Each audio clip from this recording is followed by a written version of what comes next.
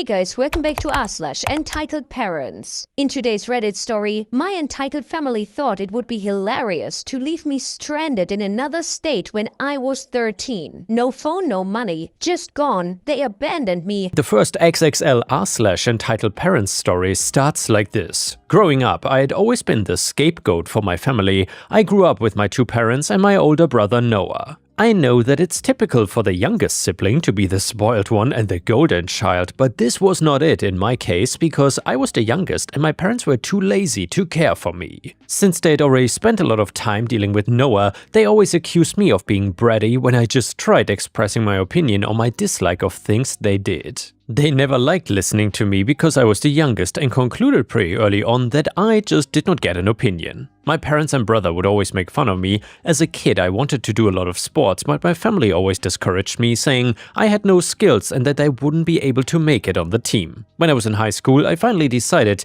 that I wanted to try out for a sports team, despite what my family was saying, so I tried out for soccer. I made it in, but my family didn't congratulate me. They said that it would only be a matter of time before I was kicked out. So as you can see, my family did not treat me all that great. I still loved them at that point because I was a kid and I didn't know any better, but what happened when I was 13 changed everything. That spring, my family wanted to take a road trip to Disneyland. We are originally from Seattle, so to get to Disneyland, we had to pass through Oregon. When we reached Oregon, we stopped at a rest stop. I got out of the car to stretch and go into the bathroom. My family finished before me, and when I came out, the car was gone. I walked around for a bit thinking that I'd remembered the parking spot maybe incorrectly, but I walked through the entire lot and I did not see them at all. Thankfully, it was mid-afternoon, so it wasn't too late or anything, but I was still really confused and scared because I had no clue where they went.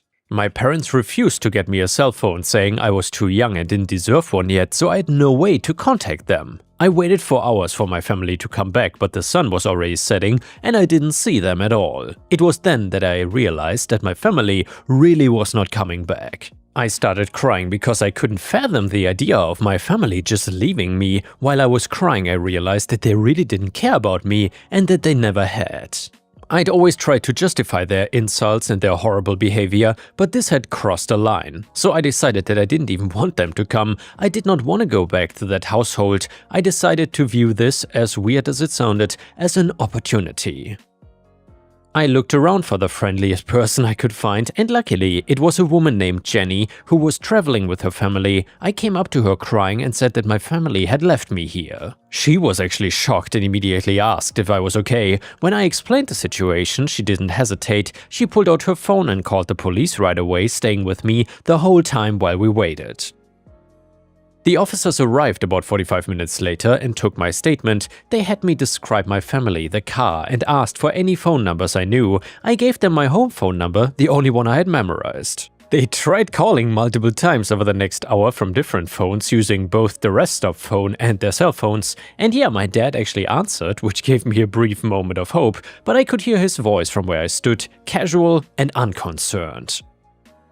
He told the officers they were already hours away and that I was just being dramatic as usual, and that I knew how to take care of myself. He said they would swing back when it was convenient, maybe tomorrow or the next day. When the officers pressed him about the seriousness of abandoning a minor, he got defensive and said I was probably just teaching him a lesson about being more responsible. The officers were not having it and told him this was abandonment and he needed to return immediately, but he just kept making excuses. Eventually, he stopped answering their calls altogether. Jenny stayed with me while the officers tried reaching my parents. After a couple hours with no luck, they explained they would need to take me to a temporary shelter or emergency foster placement for the night. Jenny asked if there was any way she could help, maybe let me stay with her family instead of going to a shelter. The officers explained it didn't work that way. We would have to go through CPS first, and that night I stayed in an emergency foster home. But Jenny left her contact info with the officers and CPS, saying she would be willing to be considered as a placement if they needed one.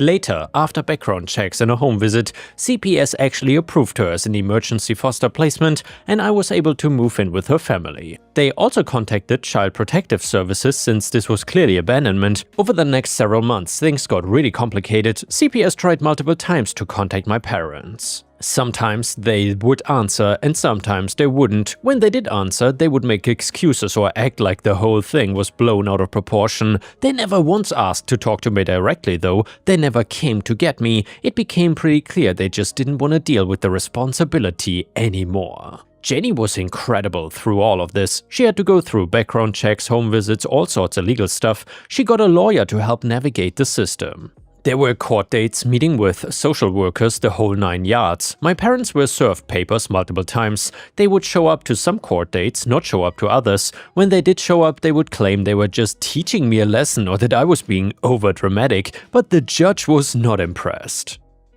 After about endless months of legal proceedings, court-ordered reunification services that my parents barely participated in, and multiple psychological evaluations, my parents finally signed the paperwork giving up their parental rights.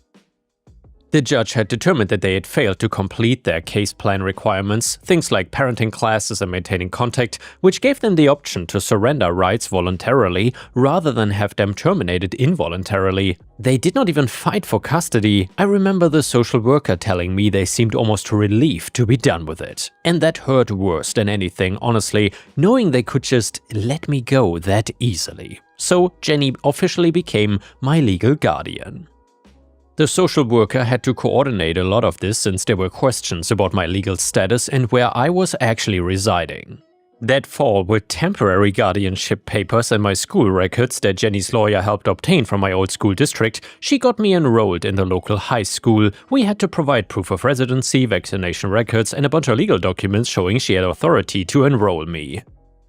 It took a while to process everything emotionally, but being with Jenny and her family, I started to heal. From that point on, Jenny took care of me like I was her own. Her husband Paul was just as supportive. They encouraged me to try what I wanted to and always showed up to my sports games and school events, and for the first time in my life I felt like I mattered to someone. Their children became almost like siblings to me. There were two, Natasha and Alex. They still made fun of me like siblings do, but never to the point that Noah used to. With them it was more like banter, and we were genuinely supportive of each other and cared for each other too. Even now I consider them more like family than I do with my biological family. I graduated high school and went to college, staying in Oregon. All the while my biological family didn't contact me again. I always worried that they would, or that they would come after Jenny in anger, but I guess they didn't care about me enough to even check in. But it turned out to be a blessing in disguise. With Jenny and her family I learned what a real loving family was supposed to be like. They celebrated my achievements, supported me through my struggles, and never made me feel like a burden. Noah had a public Instagram account for a while,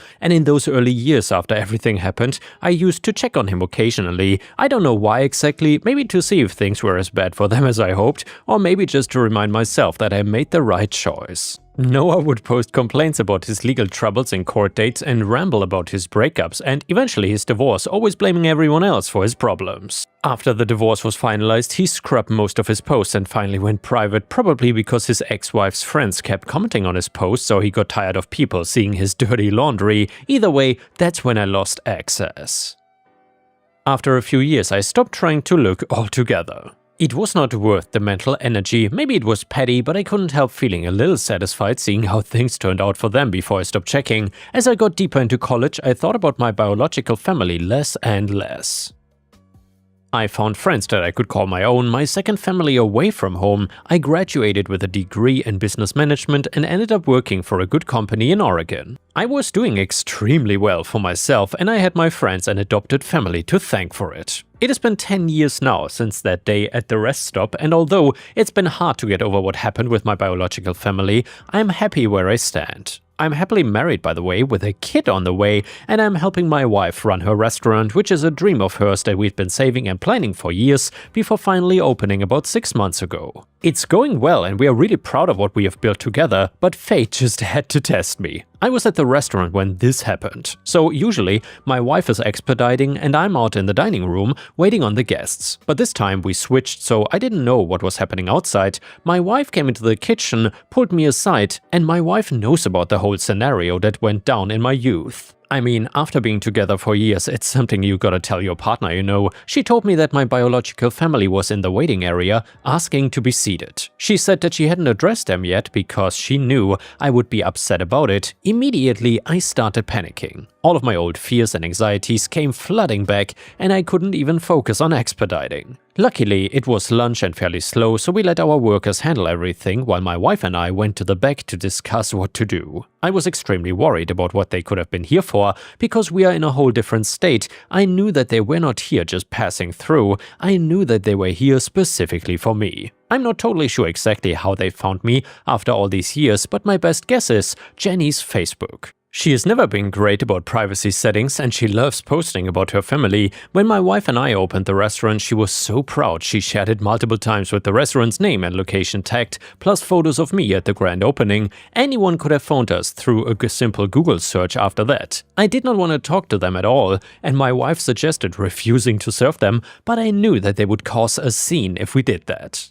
And by the way, guys, if you would be in OP's situation and confronted with that scene, what would you have done? Would you have just kicked your family out of the restaurant, or would you have actually talked to them? I think I would have just kicked them out. There's no reason to talk to these people anymore. Either way, let me know what you would have done, and please don't forget to like the video because that would help me tremendously. So I took a few minutes to compose myself and decided that I would face them head on. My wife was very hesitant, but I assured her it would be okay, so with my wife supporting me, I came out to see my biological family. It felt so surreal. They all looked so much older. I hardly recognized my brother. He had gained weight and looked worn down, and when they saw me, my mom immediately tried acting sweet. She started saying all these cliché phrases like, "My darling boy, oh look how much you've grown. I've missed you so much," and other things like that. Even my dad and brother managed to muster up some fake nonsense about how much they missed me and how shocked and saddened they were that I hadn't wanted to come back home after everything got sorted out. They acted like I was the one who had made the choice to leave. They kept making small talk and tried to ask about my life with my wife and the restaurant. It was just bizarre. My wife was trying to be as polite as possible, but from her face I could tell she wanted to tell them off right then and there. Eventually, though, my parents finally got to their real point. They were complimenting the restaurant when my mom said, "You know, son, since you have such a successful business going here, we were wondering if you could help us out with some money." Honestly, it was annoying, but I was almost glad it was them asking me for something like that rather than asking me to come back into their lives or trying to attack Jenny and her family or something like that. I asked them why they needed it and they mumbled something about medical bills and unexpected expenses, but honestly, I was not buying it. I'd seen Noah's social media over the years. They'd always had money problems, always living beyond their means. They were clearly in debt and probably getting desperate. They asked for around $10,000. Even if I could technically scrape that amount together by draining our savings and hurting the restaurant's cash flow, there was no way I was gonna risk everything my wife and I had built for people who abandoned me. However, I had a better idea forming in my head. I told them to come back to the restaurant tonight for dinner and I would give them a check. They were very excited and thanked me profusely, even shaking my hand and hugging me. Afterwards, they quickly left, not even stopping to order anything at the restaurant. That didn't matter to me though. I would show them exactly what they deserved later. That evening, I played the part perfectly. I pretended to be interested in their lives, asked questions about what they'd been up to, and acted like I cared about anything they were talking about. I went along with it all so I could make the final moment hit even harder. The restaurant was winding down for the evening, just one other table finishing up the dessert on the far side of the dining room. We had asked them to come at 8:30 p.m, which was near closing time, specifically so we wouldn't have a packed house for this. Towards the end of dinner, I stood up and made an announcement. I said something along the lines of this: "I'm standing here in this restaurant that I built with my beautiful wife. 10 years ago, I never thought I would have any of this. 10 years ago, I was abandoned in a random state in the middle of nowhere by people who were supposed to be my family. I was terrified and heartbroken, but being here in Oregon, I learned what real family actually means. Not the people who belittled me and left me behind my entire life, but the people who chose to stay and chose to care." Immediately, my biological family tried making up excuses for their behavior. My mom said, "What are you talking about? We came back for you." My dad, you were always so dramatic about everything. Noah just sat there looking uncomfortable, not saying anything. I didn't respond to their comments. I simply placed the check on the table and watched as their facial expressions went from confused to hopeful, and then my mom picked it up, looked at the amount, and her face went red. "What the hell is this?" she practically screamed. I replied calmly, $25, about the price of a one-way bus ticket from here back to Seattle. That's all you ever gave me when it mattered, and that's all I owe you now. They started yelling at me, calling me ungrateful, saying I was being cruel and petty.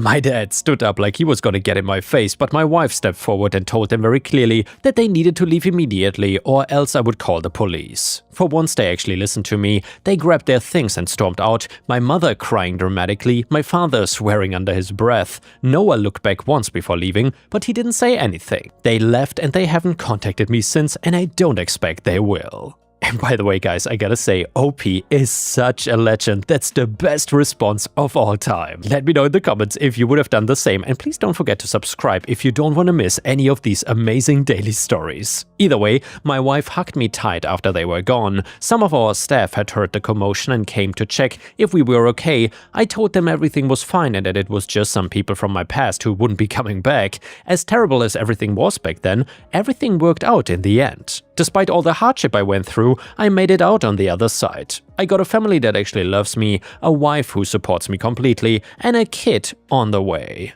I'm very happy where I am now, and I don't owe my biological family a single thing. And now we got a comment from Reddit that said the following: I cannot believe there are people in the comments supporting this. You are absolutely the a-hole here. Yes, maybe they made a mistake leaving you at a rest stop, but have you considered that you were being difficult? And Mr. Redditor, have you considered that you are being insane? Your own father told the police you were being dramatic as usual and that he was just trying to teach you a lesson about responsibility. Parenting is hard and sometimes tough love is necessary. And yeah, guys, I gotta tell you, this Redditor received a lot of hard love. Maybe a little bit too much tough love. Instead of being grateful that they swallowed their pride to come visit you and see your success, you decided to play a cruel and manipulative game. You led them on, invited them to dinner, and then publicly humiliated them in your own restaurant. Giving your own mom a check for $25 when you knew they were struggling with medical bills and debt is financial abuse, plain and simple. And yeah, guys, I would agree, that is really cruel. I would say that mother did not even deserve the $25 check she got. You claim you're happy and have healed, but happy people don't plot revenge schemes like a villain. You should have given them $10,000 to show them that you were the bigger person. Family is family, no matter what. Comment number 2, they didn't just leave you, they abandoned a 13-year-old kid in a different state with no phone. The fact that your dad told the police he would come back when it was convenient and then eventually stopped answering their calls tells you everything you need to know about them. They didn't contact you for 10 years as well.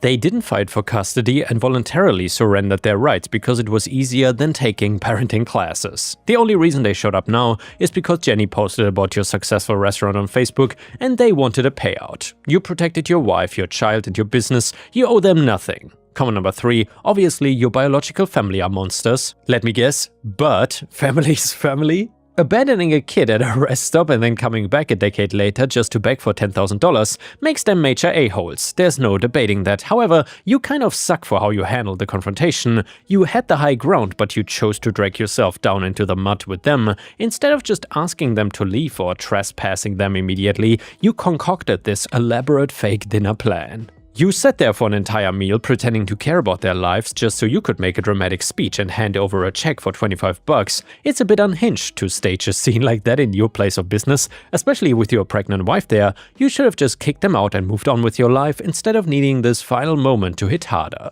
And the next one is titled, Dude stole my lunch for his kid and chaos ensued, posted on r/entitled parents. And by the way, guys, let me know in the comments if you still enjoy these entitled parents stories, because actually we don't read them that often because they've become kind of rare, at least the good ones. Either way, this is a first for me. I went to lunch at a local place known for their fried chicken sandwiches. I had to sit outside because the place was packed, but they have plenty of covered seating and some nice fans, so even though it was 95 degrees, it was tolerable. Anyway, I sat down and already know what I want to order, so even though the table service was slow due to them being super busy, I got my order in on the waiter's first pass. However, the table behind me was already occupied by this incredibly obnoxious couple and their teenage son. I could overhear them simultaneously arguing about what to order and also complaining about slow service. I guess they were in another waiter's section though, because they were still waiting to order after the waiter left my table. They finally got someone to their table and ordered, but with complaints. The poor waiter,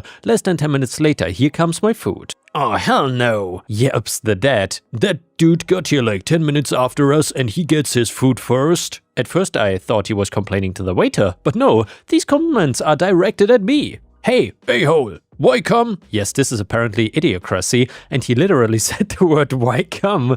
"You got your sandwich first? Hey, you hear me?" I ignore, but this guy gets up and walks up behind me and then literally steals my plate from the table before I'd even taken a bite. "You can wait, mother trucker, my kid is hungry." To this point, I haven't heard a word from this kid's mouth, so if he was hungry, he was speaking only with his baleful puppy eyes. "Eat it," says the dad. Okay, so here's the thing. This place does spicy chicken. They have like 7 levels of spicy, and George likes his chicken spicy.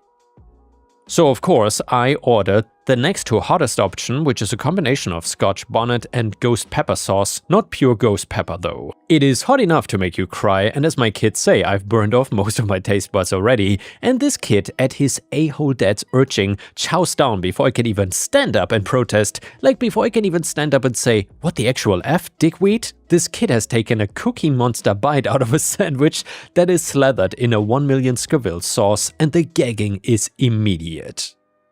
You know that frat party you went to your sophomore year where they were chugging jungle juice and the sound from the backyard 30 minutes in? Yeah, that. He is gagging, choking, then vomiting all over his dad. His mom is screaming and the people at the next table are jumping in. Plates are falling, a-hole dad is screaming at me, "What did you do to my son?" And I just start laughing. I'm standing there at my picnic table while the circus erupts around me. 2 waiters come running over. The dad is screaming by now, the kid is still wheezing and choking, mom is crying, one person at the next table over is literally crying with laughter, another looms like she's about to vomit. Laughing guy speaks up and steps between the dad and me, who looks like a real-life human anger from inside out. We then explain what happened to the manager, who has since showed up, as evidenced by the fact their order is just showing up. Anyway, they pack up their meals to go tell them they are not welcome back at this establishment, start cleaning up, and the manager takes me inside, gives me a replacement meal, a $50 gift card, and asks me to please not write a negative review or press charges.